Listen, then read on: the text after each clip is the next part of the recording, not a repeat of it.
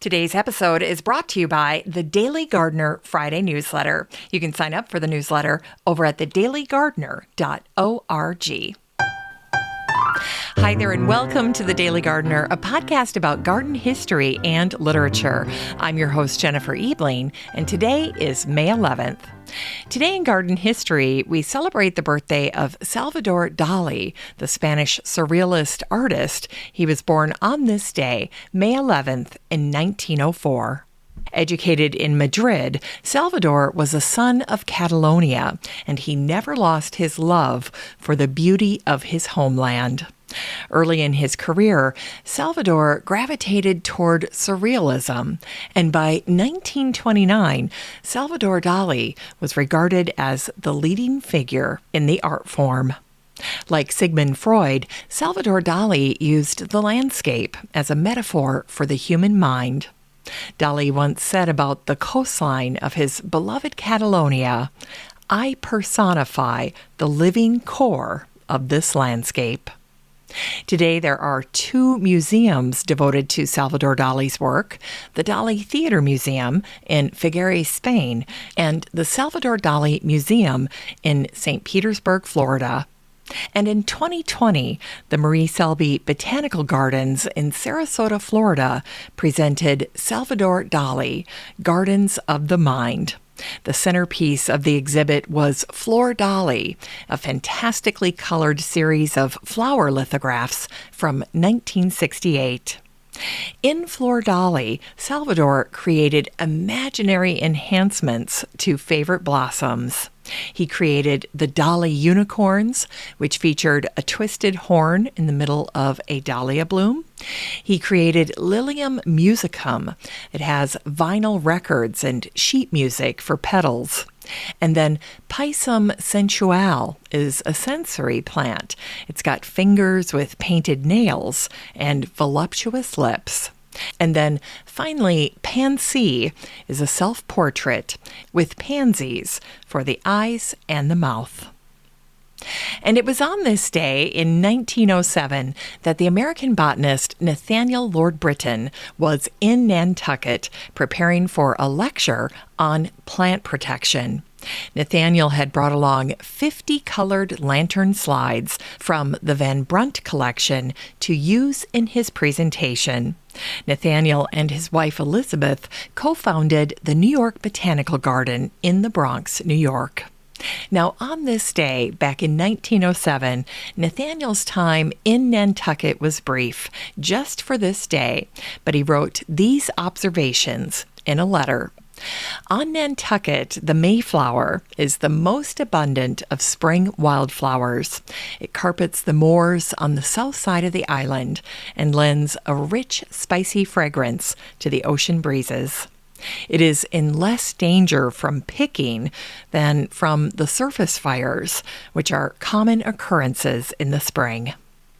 The later blooming wildflowers suffer more or less at the hands of summer tourists, but I was glad to observe that the residents of Nantucket as a whole are keenly alive to the importance of preserving the natural beauties of the island, and they carefully guard the localities for more rare plants, especially the Scotch heather and the two European heathers, which grow there. And it was on this day in 1923 that a schoolyard garden outside of Loch Ness in Scotland gave the following update. As sheep are constantly breaking into the garden, work has stopped till the walls are rendered sheep-proof. Well, this adorable little entry was discovered by the modern-day owner of the property, Katharine Stewart, and she shared it in her delightful month-by-month garden book called A Garden in the Hills. It was published in 2006. Katharine reflected on the journal entry regarding the sheep, and she wrote, "I know exactly what he meant. More than 60 years later, the sheep, the more agile variety, are still sometimes managing to leap over the wall where the superimposed netting has given away. That can mean goodbye to all the summer lettuce and the winter greens, not to mention the precious flowering plants and all the work that went into producing them. Well, the little school in the Scottish Highlands closed in 1958, and a few years later, Katharine and her husband Sam bought the property known as the Croft at Britton near Loch Ness. There, Katharine began her writing. Reflecting on her first days in the garden at Croft, Katharine wrote, "When we arrived, wild raspberries, willow herb, and sweet cicely had largely taken over. To bees and butterflies, and to many kinds of birds, this was a paradise. For us, it held all the thrill of uncharted territory. Every day, a fresh discovery was made. Worn-out toys, pieces of pottery, a pile of school slates from a dump against the top wall, evidently discarded when jotters came in, and most interestingly of all, several scrapers dating from prehistoric times." Meanwhile, I often imagine my predecessors here looking at the same outline of hills, the same scoop of the burn in the hollow, listening to the same sounds of lark and owl, the bark of deer, and many more long gone, the howl of wolf, maybe the growl of bear. The heather would have been their late summer delight, making drinks of tea or ale, thatching for their roofs, and kindling for their fires. Sometimes I envy them the simplicity of their lives, though the hardships must have been great. They didn't have a Christmas to celebrate, but they knew all about the winter solstice, and they must have been happy to see the bright berries on the holly, as we do today. Well, late in life, Katharine Stewart went on to become a teacher and then her town's postmistress. She died in 2013 and is survived by her daughter Hilda.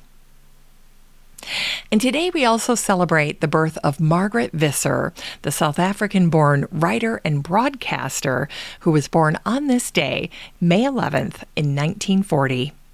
Margaret lives in Toronto, Paris, and southwest France, and she writes about the history, anthropology, and the mythology of everyday life. Margaret once wrote, "Salt is the only rock directly consumed by man. It corrodes but preserves, desiccates but is wrested from the water. It has fascinated man for thousands of years, not only as a substance he prized and was willing to labor to obtain, but also as a generator of poetic and mythic meaning." It's time to grow that garden library with today's book, The Littl Library Cookbook by Kate Young. This adorable book came out in 2018, and the British food writer and author B. Wilson gushed, "What a joy this is for hungry readers everywhere. Stylish, fun, and clever. If there is comfort food, there is also comfort reading, and the Littl Library Cookbook is it." The publisher writes, "Would you like to taste Paddington Bear's marmalade or clam chowder from Moby Dick? You'll learn how to prepare the afternoon tea served at Manderley and the decadent tarts the Queen of Hearts would love, all while reading food-related excerpts from your favorite books." Well, Kate Young was inspired to write this book based on her amazing food blog that's called The Littl Library Cafe. And in the Littl Library Cookbook, Kate offers up over 100 recipes inspired by beloved works of fiction. So there are dishes from classics and contemporary bestsellers with stories for people of any age. Among many others, you'll find Turkish delight from Narnia, mint juleps from The Great Gatsby, bread and butter pudding from Atonement, curried chicken from Sherlock Holmes, Pippi Longstocking's pancakes, coconut shortbread by Sarah Perry in her book The Essex Serpent, black ice cream from The 101 Dalmatians, cinnamon rolls from Donna Tartt's The Goldfinch, The Godfather's spaghetti and meatballs, The Railway Children's apple pie, and honey rosemary tea cakes, inspired by Winnie the Pooh. This book is 320 pages of food in fiction brought to life by the sweet, funny, and intrepid blogger, cook, caterer, and writer Kate Young. You can get a copy of The Littl Library Cookbook by Kate Young and support the show using the Amazon link in today's show notes for around $15. And this is a great gift book, by the way. All right, we end the show today with a fun botanic spark that celebrates a weather event that happened over 100 years ago. It was on this day, May 11th in 1894, that Bovina, Mississippi reported a case of turtle hail.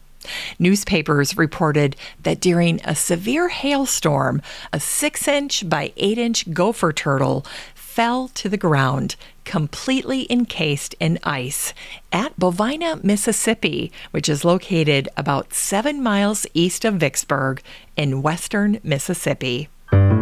Well, that's it for today's show. Thank you so much for listening to The Daily Gardener. And just a reminder that you have a standing invitation to join the free Facebook group for listeners of the show. The next time you're over at Facebook, just search for Daily Gardener Community, where you'd search for a friend and then request to join. And if you'd like more of The Daily Gardener, you can subscribe to the newsletter over at thedailygardener.org. And don't forget that you can also show your support for the show by using the Buy Me a Coffee link over at the website or in today's show notes. This is Jennifer Ebling. Thanks for listening to The Daily Gardener. And remember, for a happy, healthy life, garden every day.